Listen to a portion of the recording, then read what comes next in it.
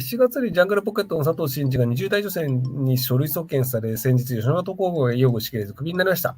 例えば、手越者なら不祥事を起こしても、イケベでもジャニーズの権力あるので、身長がいかなくても一滴入記して、DJ まだ全然の DV してカピハイターに乗せても、仲間は手替え届を取り下げて逮捕解雇できましたが、ジャンポケの3人と斎藤の妻子、今後どうなるでしょうか。斎藤さんってまだ逮捕はされてないですよね。書類送検されている状態なので、実態としてどうなのかっていうのがまだ不明確なんですよね。ジャングルポケットっていう漫才師のグループの斉藤さんという人が、ロケバスの中で20代の女性に対して強制わいせつをしたということで書類送検されてるんですよね。逮捕されてないということであれば、ある程度もう起きてる事実というのは確定しているので、特に不確定ではない状況というのがないということだと思うんですよね。ここからはその憶測想像が入るんですけど、ロケバスなのでドライブレコーダー回しっぱなしだったらしいんですよ。なので、何が起きたのかというのが、その録音も入ってるっぽいんですよね。映像はその車だから前の方を撮ってると思うので、映像はないと思うんですけど、少なくとも音声はあるらしいんですよ。同意だったのか、不同意だったのかというところで争いがあるんですけど、斉藤さんの奥さんはそれが同意のもとであると言っていて、ちょっと明確なんですけど、ドライブレコーダーがあるので、それが出れば多分わかるよね、というところだと思うんですよね。で、手越さんは別に法に触れることはしてないと思うんですよね。で、DJ 丸さんに関しては、本人も認めている通り、戦慄加納さんが DV をしていて、で、取り下げをしたということなんですけど、本当にね、その戦慄加納さんのことを思うのであれば、一回弁護士さんを通しちゃえば、多分今回の被害届の取り下げをしたとしても、他の警察署に出すとか、もしくは別の別件で対して被害届を出すと多分できると思うので、ちゃんとその刑事事件にした方がいいんじゃないかなって僕は思いますけどね。ひろゆきさん、不倫についてどう思いますか？不倫とかしますか？僕、不倫とかしないですね。なんだろうな。ゲーム理論っていう割とその論理の世界の中では有名な理論があって、囚人の実験っていうのがあるんですよ。じゃあ、あなたは囚人です。で、もう一人共犯者も牢屋に入れられてます。共犯者をあいつはこんなことしたよって垂れ込んで、で、相手は全く垂れ込みをしなかった場合、自分だけ助かります。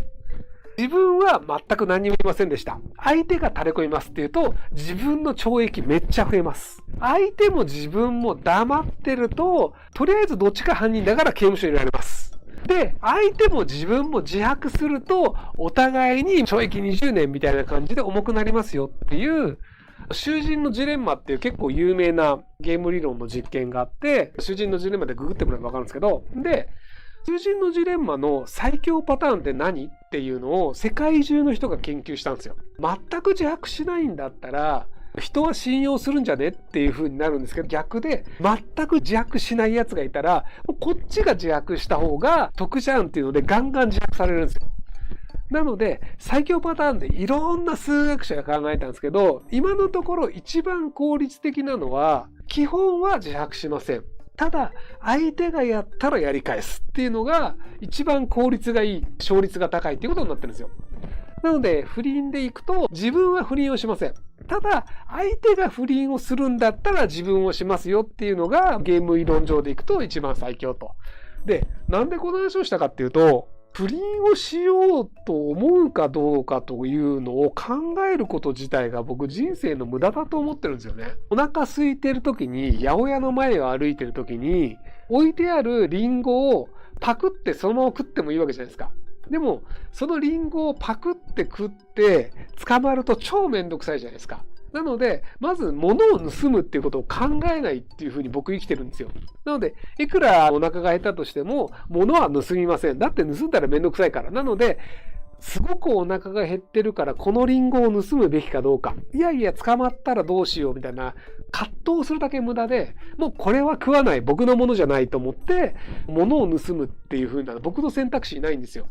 そんな感じで、不倫をしましたとかでトラブルになるのを考えると、この女の人と仲良くなって何かやらかした時にどうなるかとか、やらかしてもいいのだろうかとか、考えるだけ無駄なんですよね。なので、基本そういうのを全く考えないっていうのがあって、女性が目の前に来ても、女性としての魅力を僕ほぼ感じないんですよ。いやいや、美人が来たら普通魅力的に感じるでしょとか言うんですけど、例えば血がつながってる異性のいる人、姉とか妹のいる人ね、女性だったら弟とか兄に性的魅力を一切感じないんですよ。で、じゃあ、自分が母親に性的魅力を感じますか？一切感じないんですよ。じゃあなぜ感じないかっていうと、性的かその魅力を感じないっていう回路を理性で作ってるからなんですよ。うちの姉がめちゃくちゃブサイクだからっていう理由はあるかもしれないですけど、それは置いといて、兄弟とか姉妹がいる人はわかるんですけど、性的魅力を異性に対して感じないっていう機能は大体の人は持ってるんですよ。たまにその機能が持ってなくて、娘に手を出す頭のおかしな父親みたいなのが裁判になったりしますけど、置いといて、一部頭のおかしな人っていうのはいるんですけど、感じる人おるよ。一部頭のおかしな人はいるんですけど、そこのスイッチって、ある程度の理性のある人ってついてるんですよ。なので、僕、どちらかというと、どんなに綺麗な人が来ても、姉とか妹として接しちゃうんですよね。性的対象として見れなくて、だから、ああ、そうなんすか、ああ、そうっすね、ああっていう感じ、なんだろうな。ああ、美人なんすね、そうっすねっていうので、別に何か性的な関係になろうという気すらないっていう感じです。はい。なんか、これそんなに難しくない考え方な気がするんですけど、なぜか、なんかね、広まんないというか、理解されないことが多いんですよね。写真週刊誌が大嫌いです。文春フライデーなど芸能人のプライベートを勝手に創作したりデマを普通に書いて、当事者がうつわと否定しても謝罪もお咎めもなし。週刊誌ってもともとは新聞とは違うアプローチで政治家や公人の直スクープ媒体だったんじゃないでしょうか。週刊誌と芸能事務所って繋がってたりしますか？出版社の力ってかなり強いと聞いたことがあります。内情を知ってたら教えてください。内情は知りません。ただ外から見てる分には基本的には金儲けのためにやってます。で、政治ネタも金儲かるからやる部分もあると思います。ただ、政治ネタをたまにやるので、週刊誌って完全悪ではないよねっていう言い方を僕もたまにするので、そういう意味でもバッシングされづらいから、政治家のやらなきゃいけないよねっていうのでやってると思いますけど、基本的には金儲けのためにやってるので、下水のは当たり前です。で、芸能事務所と週刊誌は大体どこも繋がってると思ってるので間違いないです。例えばじゃあ芸能の人とかで何らかのトラブルのニュースが出るときってバーターだったりすることもあるんですよね。じゃあうちの事務所のエースがやらかしましたと。で、文春が言ってきましたと。だいたい文春って必ず質問状を送るんですよ。こういう事実ありますかっていうので、事務所がこう答えたっていうのを使った上で記事にするので、で、その時に、このエースの出すのはちょっとまずいんだけど、代わりにこの3番手が不倫して多目的ルームでやらかしたっていうのがあるんだけど、これにするのどう？これだったら被害者って言ってる女の人の連絡先もつけるから結構いい記事になるんだけどっていう交渉をしてエースを出さないっていうのも普通にあるらしいです。お互いビジネスなんで出版社の方としてもじゃあこれだったら売れるから全然ありですっていうので事務所とのバーターに乗っちゃったりするので、なので正義のためにやってるわけでもないので芸能事務所とはよくそういう話はしてると思いますよ。なんだっけね、某芸能事務所のすごい偉い人でアルファベットの最初の方の頭文字で始まってる現 YouTuber のおじさんが芸能の事務所の一応やってて、スポーツ新聞社とかにも結構コネのある人で、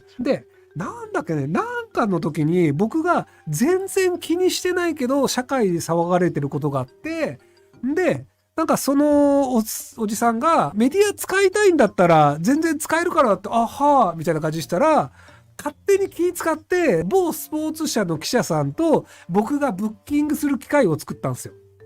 で、そこもその事務所の部屋でやったかな。で、別に僕喋りたいこととかがなかったんですよ。多分その事件に対して僕が言い訳をしたいんだろうと思ったその偉い人がスポーツ新聞社の人当てがって、で、スポーツ新聞社の人も来たんですけど、ひろきさんなんか言いたいことあるんですよねって言われて、いや、全然ないんですけどってなって、で、その記者の人と僕も、これ何の時間って、僕はだから新聞記者の人が質問したい、取材をしたいって言うから、時間を取って行ったっていうつもりなんだけど、新聞記者の人も僕が言いたいことがあると思ったからわざわざ時間を取ってきたっていう状況で、これなんなんっていうことになったっていうことがあって、気使った、いい人なんだと思うんですよ。なので、すごい気を使って、で、僕が多分強がりを言って、いや、言いたいことないっすって言ったんだと思うんですけど、本当に強がりでも何でもなくてなかったんですよ。そういうのもあるので、記者さんと繋がったら全然あるんじゃないかなと思います。はい。ご視聴ありがとうございます。今回の動画はこちらからの切り抜きになります。